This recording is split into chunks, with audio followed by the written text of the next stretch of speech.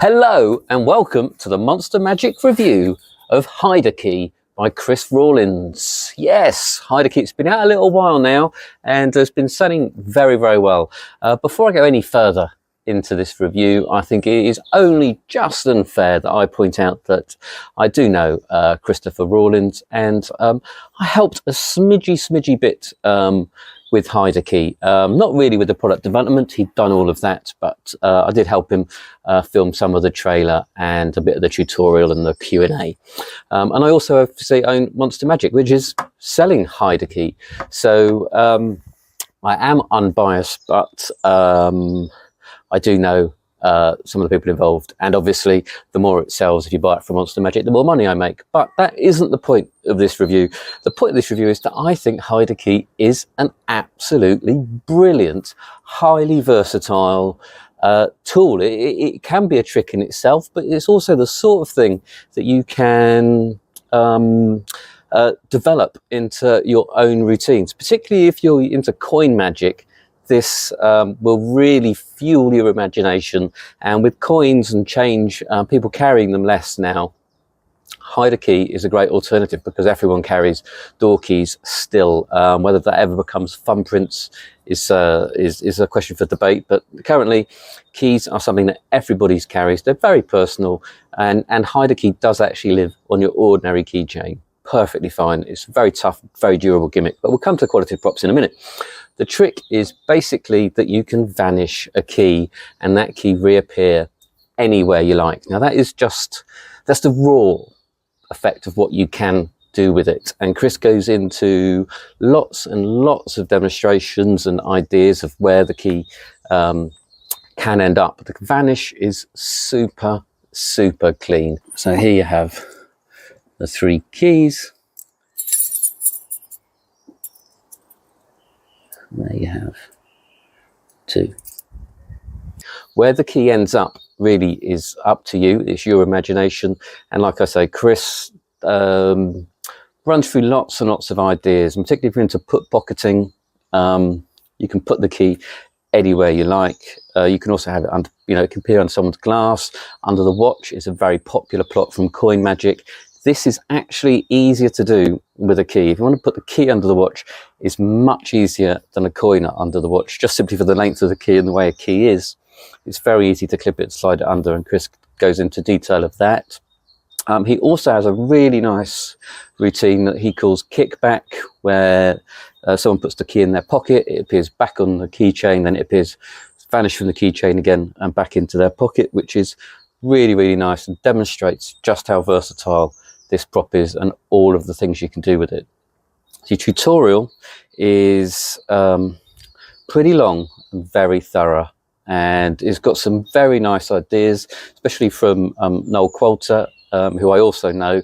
So I'm going to be one of the few people who don't call him a creative genius, but he's got a very cunning way of loading the key into someone's bag or pocket that will pass unnoticed. So really, where the key is entirely up to you. It's purely your imagination, and the vanish is almost self-working. It is just beautiful. It really is a thing of sheer beauty. Now, some people will say it's not locking, so it can't be examined. Even if this locked, it couldn't be examined. I don't think it's possible to do. Chris does mention it in the tutorial, and I know he played with the idea of having a locking version, and it still wasn't examinable. So there was no real advantage to it locking, and by having it not locking, that means you can do such routines as the kickback routine, where it can vanish and reappear back on the keychain. Hopefully I'll demonstrate in a minute just how versatile this gimmick is. The prop itself is really nice and very strong, so it is durable enough just to be on your keys the entire time. This is an everyday carry effect for sure. It takes up the space. It's a key on your keychain, two keys on your keychain. That is all you need, and so you're adding literally nothing to you. That obviously is brilliant for an everyday carry, the sort of thing that you could just do spontaneously for friends and family when you're out and about in a restaurant or a pub. But it is also, I think, it is good enough to do at a gig. This would be in my repertoire because it's just there. It takes no pocket space, and it's a brilliant trick. The things you can do with it are just amazing. So anyone who is familiar with coin magic will know, like the thing that turtles have on their backs. The stuff you can do with one of those, you can pretty much do with this. And one of the new things that have come out since the last reviews of Hide a Key, when it first released, is that Greg Wilson, who was probably the first to come up with this, the concept of having a key called Michelle,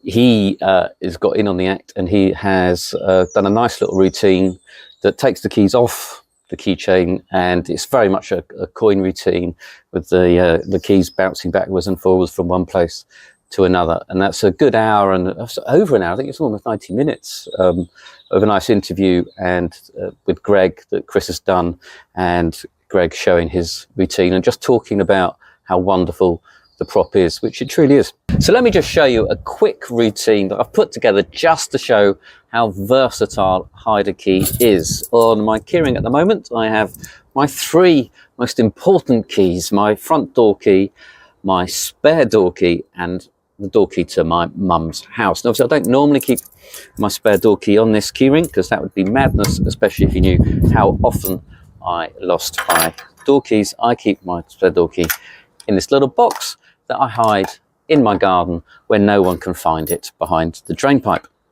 Now, the big worry is obviously that when I have used my spare door key, I often put it back on my keyring, and the big worry is that I may have actually done it. So when I get home having lost my keys, my key isn't in the box, it is in fact still on my keyring. Now, fortunately, this is usually just me being a little bit paranoid and worried and not remembering that I have put it back like a good boy, and it is usually not here on my keyring, but it is in the box where it should be, which is all good, fine and dandy. But imagine what would happen if I did actually take these off, and I did have this key here, my spare door key, and foolishly, having put it nice and safe on my keyring, didn't put it back in the box. Well, fortunately, as a magician, it will, of course, vanish back off my door key and appear in my spare key box. It's £54, which is very, very reasonable for what you get. Chris goes into great detail of handlings and all other possibilities of how you can place the keys into people's hands, and all of the subtleties of what to look for to make sure everything is as it should be before you pull them out. Things like that. There's a lot of detail in your tutorial, and Chris isn't even a close-up guy, so I guess he's really had to think about it, right? And so he, probably because of that lack of experience as a natural close-up guy and doing that a lot, he explains a lot more of the subtleties and details that perhaps other people pass over, expecting you to already know them. So it is a super product. It's £54. It's available from Monster. It is also available from Chris himself. If you buy it from Monster, you get one of the twist turn key rings, easy release, which is just more convenient, really, and you can use it straight out of the box. But it is really highly recommended. It is a thing of beauty, and something that I believe will be lasting, be around for ages. It is possibly one of the best things. Do I want to say trick of the year already?